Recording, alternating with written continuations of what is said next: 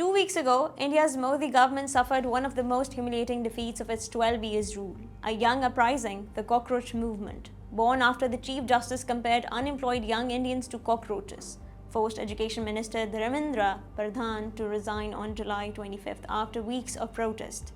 A 26-day hunger strike by Sonam Wangchuk, baton charges and tear gas.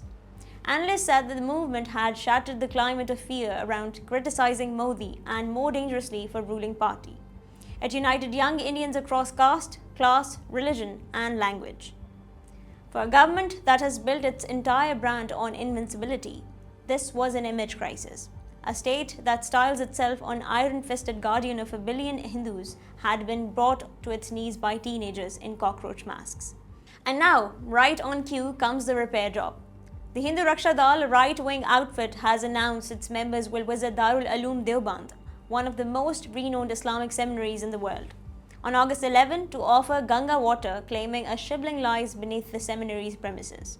In a video message, the group's Uttarakhand President Lalit Sharma said members led by National President Pinky Chaudhary would carry Ganga water from Haridwar to Deoband, alleging the Saharanpur administration ignored their earlier demand for inquiry into a supposed Shiv temple on the campus. The two events are not coincidences floating past each other. They are cause and effect. This is the oldest trick in the Hindutva state's manual.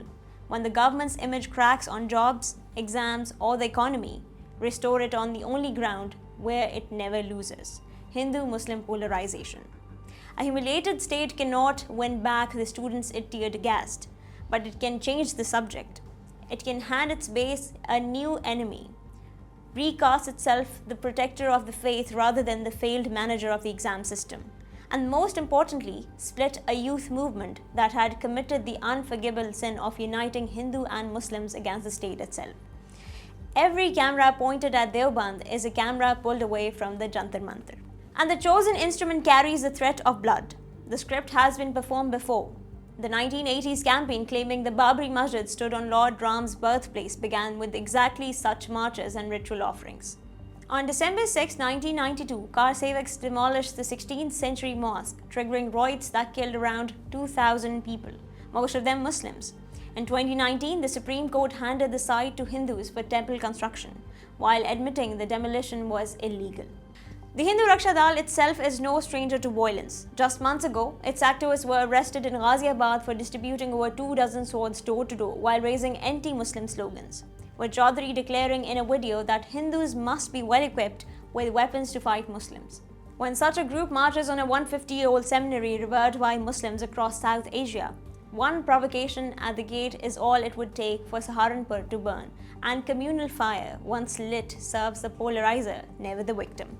Local police insist no one will be allowed to disturb law and order. Gyanvapi and Mathura heard the same assurances. So the question is no longer just whether Deoband becomes the next Ayodhya. It is whether India's young protesters can see the trap being laid for them, a state that could not survive their unity, now betting everything on their division.